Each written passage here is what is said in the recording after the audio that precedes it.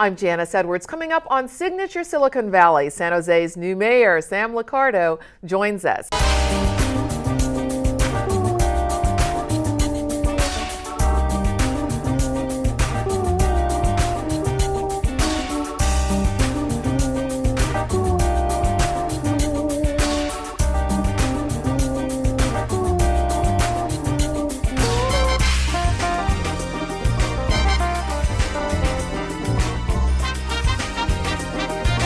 And welcome to Signature Silicon Valley. I'm Janice Edwards, and we are thrilled today to have San Jose's newly elected mayor, Mayor Sam Liccardo, who has been in office just a few months, joining us today. Nice to have you with us again, and welcome back to the set. Thank you, Janice. It's always a pleasure to be here. Yes, glad to have you. Last time you brought Chipino when you were a candidate, and now you are the mayor. So first of all, how does it feel? What do you experience differently being the mayor of San Jose?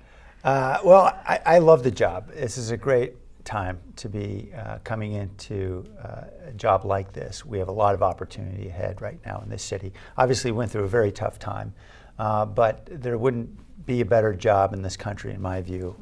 San Jose is a great city, and having an opportunity to make things happen in this city, really given the extraordinarily talented group of human beings we have living in the city, the great diversity, just the extraordinary opportunity of being in Silicon Valley. This is a great time. But most importantly, the best thing about this job is all of a sudden your jokes become much funnier than they were when I was a council member. And so see, just like that. Exactly.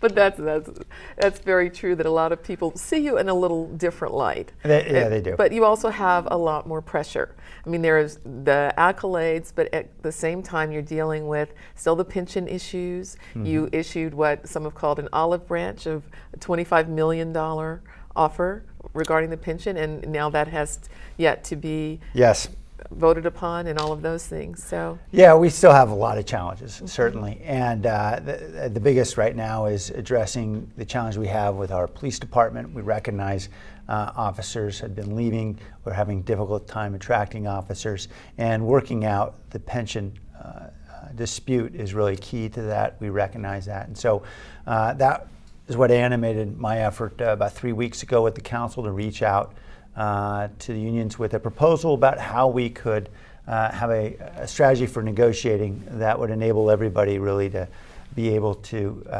protect their most important interests. And you know, we'll see how that turns out. We know there's going to be a few more days of discussions, and hopefully we'll get everyone to the bargaining table soon. Yes, and certainly safety is key in the minds of so many citizens here. Mm-hmm. And you've proposed a home security camera registry. Mm-hmm. How exactly would that work? Well, it's actually working right now. We just launched it a few days ago, and it's a fairly simple idea. We know there's lots of privately owned security cameras out there in homes and businesses throughout the city, and the idea is to simply allow folks to voluntarily sign up on the police website. The department then knows if there's been a burglary or robbery somewhere nearby, that they can call if there's a camera somewhere nearby and ask for permission to look at the videotape. This is a tool that Philadelphia used in about a year in over 200 arrests. And so it's something that can certainly help the officers and save them a lot of time, so they're not out there knocking on doors every time a burglary happens. Yes, a couple of people were concerned about their privacy, but it is completely voluntary. And it's not that there would be something attached where people are surveying you at other times. It's That's just right. Your video when you decide to share it. Yes, the police would not be involved in looking at live feeds. I think that's important, and really it doesn't give the police any more discretion than they have today. If someone doesn't want to show their videotape, they can say no. You're on March 14th, State of the City is coming up. What can we look forward to hearing from you during that time? Well, we're getting breaking news here. Yes, there's. I always break the best news on this show.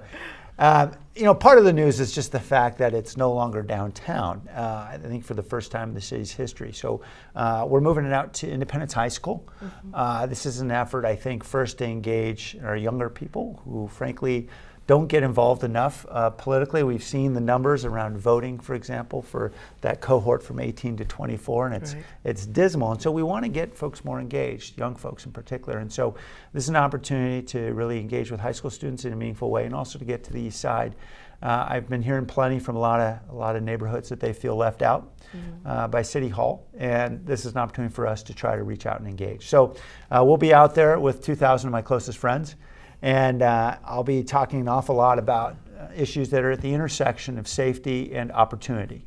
Certainly we hear plenty in the news about safety issues, but really I think the most critical issue facing this city is the gap right now between those who are doing very well in this recovery and those who are struggling and being left behind.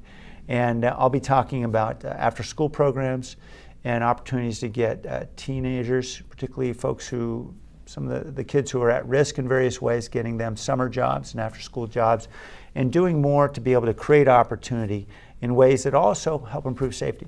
We have just a few minutes left, and I appreciate your time. Let's talk personally.